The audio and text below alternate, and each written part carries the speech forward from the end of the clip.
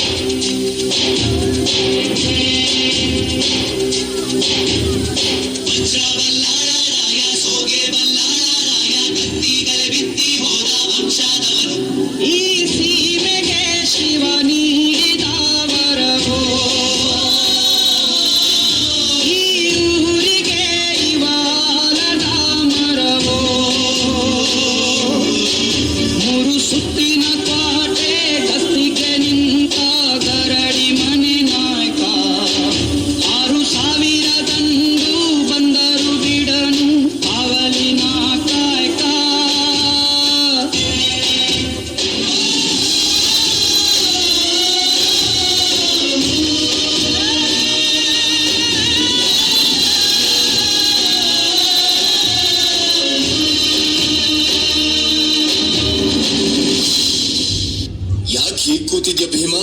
ಶಾಲೆಗೆ ಹೋಗಕ್ಕೆ ನನಗೂ ಇಷ್ಟ, ಆದ್ರೆ ನಾನು ಶಾಲೆ ಒಳಗ್ ಬಿಡಲ್ಲ. ನೋಡು ಭೀಮಾ, ಹೋರಾಟ ಮಾಡಿ ಓದಬೇಕು, ಇಲ್ಲ ಅಂದ್ರೆ ಜನ ಹೇಳಿ ಅಂತಾರೆ. ಛಲ ಅನ್ನೋ ಮೆಟ್ಲನ್ನ ಹತ್ತಿ ಸಾಧಿಸಬೇಕು. ಓದು ಅನ್ನೋ ಹೋರಾಟದಲ್ಲಿ ನೀನು ಆ ನಿಷ್ಕಲ್ಮಶ ನೀಲಿ ಆಕಾಶನ ಮುಟ್ಟಬೇಕು. ನಾನು ಸಾಧಿಸ್ತೀನಿ, ನಾನು ದೇಶಕ್ಕೆ ಮಾದರಿ ಆಗ್ತೀನಿ.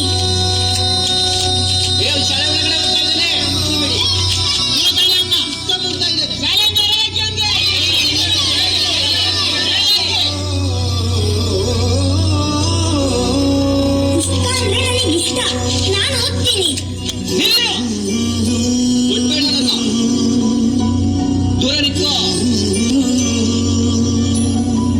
ಪರಪಂಚ ನೀನೇ, ನನ್ನ ಪರಪಂಚ ನೀನೇ, ಪರಪಂಚ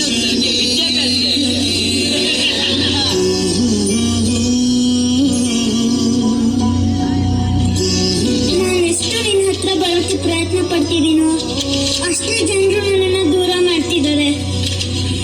ಪರಪಂಚ ನೀನೇ, ನನ್ನ ಪರಪಂಚ ನೀನೇ. ಭೀಮಾ, ತರಗತಿ ಒಳಗಡೆ ಬಂದ್ರೆ ನಾವು ಕೂತ್ಕೊಳ್ಳಲ್ಲ. ಪ್ರಾಣ ನೀನೇ, ಪ್ರಾಣ ನೀನೇ, ಪರಪಂಚ ನೀನೇ, ನನ್ನ ಪರಪಂಚ ನೀನೇ. ಜಾತಿ ಹೆಸರಲ್ಲಿ ನಮ್ಮನ್ನ ಬೇರೆ ಮಾಡಿರೋದು ಯಾರು? ಇದನ್ನೆಲ್ಲರೂ ಒಪ್ಕೊಂಡಿದ್ದಾರೆ. ಯಾವುದೋ ಪುಸ್ತಕದಲ್ಲಿ ಬರ್ದಿರ್ಬೋದು. ಪುಸ್ತಕದಲ್ಲಿ ತಪ್ಪಂದಿದ್ರೆ ಅದನ್ನ ಒಪ್ಕೋಬೇಕಾ? ಒಂದಿನ ನಾನೇ ಪುಸ್ತಕ ಬರೀತೀನಲ್ಲ, ಆಗ ಇದನ್ನೆಲ್ಲ ಸರಿ ಮಾಡ್ತೀನಿ.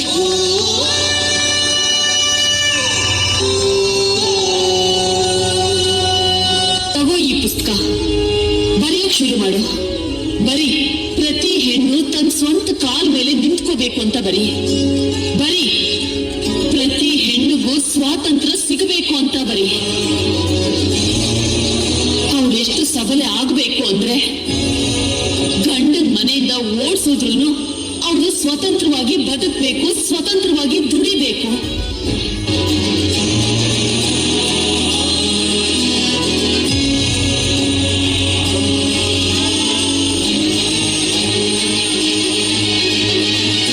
ಸಂವಿಧಾನಕ್ಕೆ ನೀನೆ ಶಿಲ್ಪಿಯು, ನೀನೆ ಶಿಲ್ಪಿಯು, ದಾರಿದೀಪವು ನೀನೆ ಕಲಿಸಿಕೊಟ್ಟೆ. ಸಮಾನತೆಯನು, ಸಮಾನತೆಯನು, ಏಕತೆಯನು. ರಾಷ್ಟ್ರ ಸಂವಿಧಾನಕ್ಕೆ ನೀನೆ ಶಿಲ್ಪಿಯು, ನೀನೆ ಕಲಿಸಿಕೊಟ್ಟೆ. ಸಮಾನತೆಯನು ನಿನ್ನ ಲೇಖನಿಯ ಬರಹ ದೇಶ ಗರ್ಜನೆ. ಒಂದು ಒಂದು ಮಾತು ಕೂಡ ಭೀಮ ಗರ್ಜನೆ. ನಾಯಕ ನೀನು ಭೀಮರ, ಮಹಾನಾಯಕ ನೀನು ಭೀಮರ, ನಾಯಕ ನೀನು ಭೀಮರ, ಮಹಾನಾಯಕ ನೀನು ಭೀಮರ.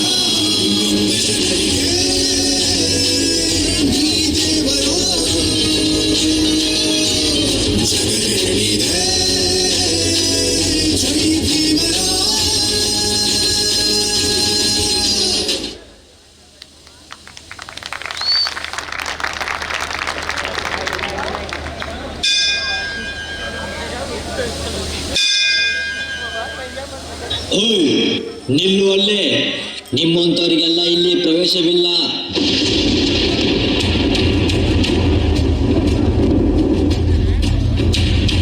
ಜಗವೇ ಘೋರ ಹೃದಯ ಭಾರ ಮಂಜು ಬೆಳಗ ಕುಲದ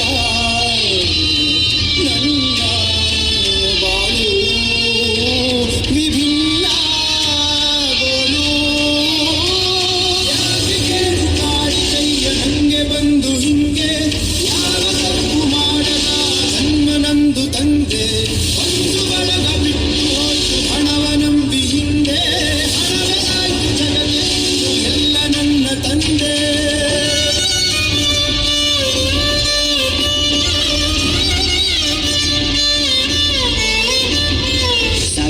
1930ರಲ್ಲಿ ಧಾರ್ಮಿಕ ಸಮಾನತೆಗಾಗಿ ಸತ್ಯಾಗ್ರಹ ಮಾಡಿ ಜಯಿಸಿದರು.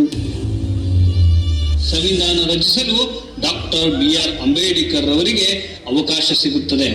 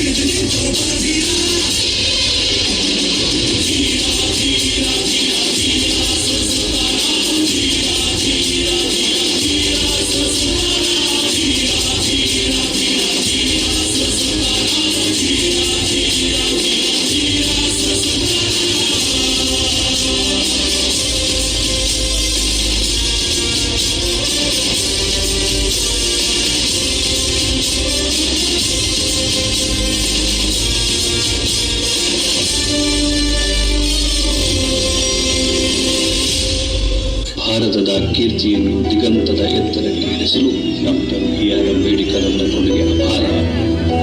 ತಮ್ಮ ಜ್ಞಾನದಿಂದ ಶೋಷಿತರ ದೀನದಲಿತರ ಪರವಾಗಿ ಅಷ್ಟೇ ಅಲ್ಲ, ಈ ನೆಲದಲ್ಲಿ ಬದುಕುವ ಪ್ರಾಣಿಗಳಿಗೂ ದಯೆ ತೋರಿಸುವುದರ ಮಹತ್ವ ಕೊಡುಗೆಯನ್ನು ಎರಡು ಸಾಲದು.